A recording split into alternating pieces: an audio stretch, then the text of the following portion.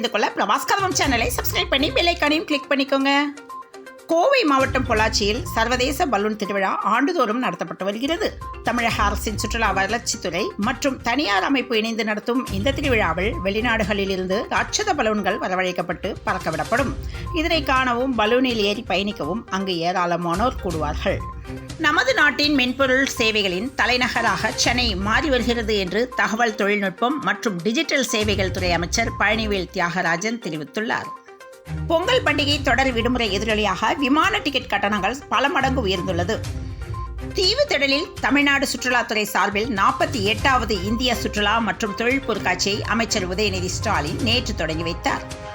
தூத்துக்குடி அருகே பழமை வாய்ந்த ஜாமியா பள்ளிவாசல் வளாகத்தில் உள்ள முத்துநகர் மகான் ஷேகு நூஹு ஒலியப்பா தர்காவில் கந்தூரி விழா கொடியேற்றத்துடன் துவங்கியது. சமூக சேவை, சுற்றுச்சூழல் பாதுகாப்புக்கான விருதுகள் பெறும் நிறுவனங்கள், தனிநபர்கள் குறித்த அறிவிப்பை ஆளுநர் மாளிகை வெளியிட்டுள்ளது. பொங்கல் பண்டிகையை முன்னிட்டு பாதுகாப்புக்கு 50,000 போலீசார் நியமிக்கப்பட்டுள்ளதாக டிஜிபி சங்கர் ஜிவால் தகவல் தெரிவித்துள்ளார். அனைவரும் பங்கேற்கும் வகையில் ஜனவரி 26 குடியரசு தினத்தன்று கிராம சபை நடத்த வேண்டும் என மாவட்ட ஆட்சியர்களுக்கு அறிவுறுத்தப்பட்டுள்ளது. நியாய விலைக் கடைகளில் வழங்கப்பட்டு வரும் துவரம்பருப்பு, பாமாயில் போன்றவற்றை நிறுத்துவது என்பது ஏற்றுக்கொள்ளக்கூடியதல்ல என்று OPS கண்டனம் தெரிவித்துள்ளார். திருப்பத்தூர் அருகே சிராவயலில் வரும் ஜனவரி 17ஆம் தேதி மஞ்சு விரட்டு நடைபெறுவதையொட்டி நேற்று கூட்டுறவுத்துறை அமைச்சர் KR பெரியகருப்பன் முன்னேற்பாட்டு பணிகளை ஆய்வு மேற்கொண்டார். 7 ஆண்டுகளுக்கு முன் மாயமான இந்திய விமானம் சென்னையிலிருந்து 300 கிலோமீட்டர் தூரத்தில் கண்டுபிடிக்கப்பட்டது. ஸ்ரீவில்லிபுத்தூரில் உள்ள தனியார் கல்லூரியில் பாரம்பரிய முறைப்படி கொண்டாடப்பட்ட சமத்துவ பொங்கல் விழாவிற்கு ஏராளமான கல்லூரி மாணவர்கள் பங்கேற்றனர். பொங்கல் பண்டிகையை முன்னிட்டு பல்வேறு நகரங்களுக்கு பயணிகள் வசதிகளுக்காக தென்னக ரயில்வே சிறப்பு ரயில்களை அறிவித்துள்ளது. பொங்கல் பண்டிகையை முன்னிட்டு நேற்று 2,17,000 பேர் சொந்த ஊருக்கு பயணம் செய்தனர். சென்னை புழல் அம்பத்தூர் சாலையில் தனியாருக்கு சொந்தமான பிளாஸ்டிக் ரப்பர் தயாரிக்கும் தொழிற்சாலை உள்ளது. இந்த தொழிற்சாலையில் மூலப்பொருட்கள் அடங்கிய ரசாயன கிடங்கில் பயங்கர தீ விபத்து ஏற்பட்டுள்ளது. புகையில்லா போகி பண்டிகையை கொண்டாடுங்கள் என மாசு கட்டுப்பாட்டு வாரியம் வேண்டுகோள் விடுத்துள்ளது. கொச்சியில் இருந்து கப்பல், விமானத்தில் லட்சத்தீவு செல்வது எளிது என மதுரை வந்த இந்தியா டூரிசம் தென்மண்டல இயக்குனர் வெங்கடேசன் தத்தாத்ரேயன் தெரிவித்தார்.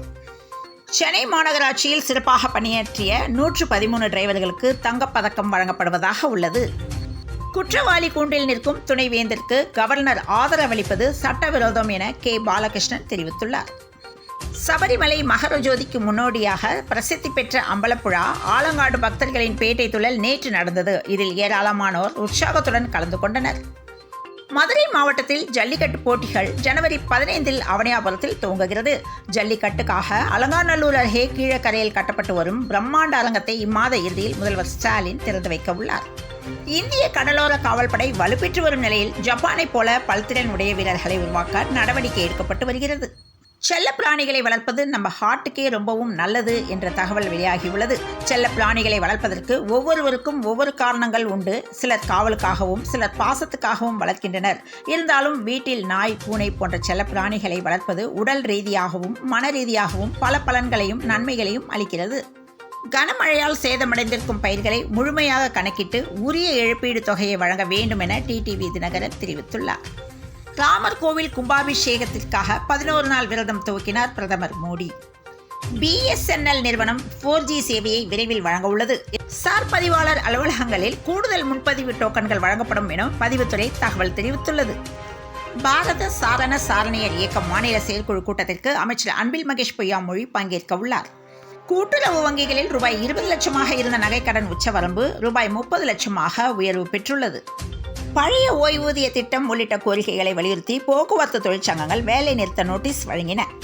பொங்கல் பண்டிகை நாளை மறுதினம் உற்சாகமாக கொண்டாடப்பட உள்ள நிலையில் கோயம்பேடு பூ மார்க்கெட்டில் அனைத்து பூக்களின் விலையும் 2 மடங்காக உயர்ந்துள்ளது. தமிழகத்தில் வரும் 19ஆம் தேதி வரை வறண்ட வானிலையை நிலவும் என வானிலை ஆய்வு மையம் தகவல் தெரிவித்துள்ளது. இத்துடன் இந்த செய்திகள் நிறைவடைந்தன. மீண்டும் நாளை காலை செய்தியில் சந்திப்போம். வணக்கம்.